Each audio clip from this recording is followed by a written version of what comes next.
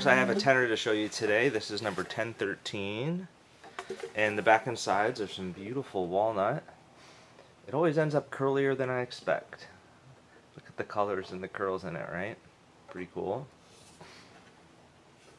And then an Alaskan yellow cedar top. This is a local tree as well. It's got some nice little colorful stripes in it. And beautiful grain. The neck is some salvage mahogany from a cabinet shop. And then we've got some beautiful pistachio here, including a graft and some sapwood, which I really like. And then it's grafted here. And then I couldn't resist to feature that in the bridge as well. It's strung with low G and a pickup and our shop-made rope binding.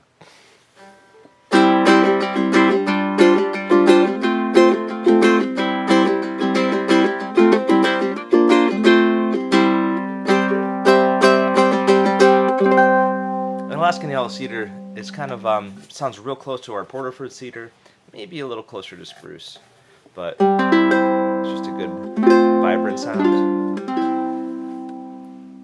Cheers.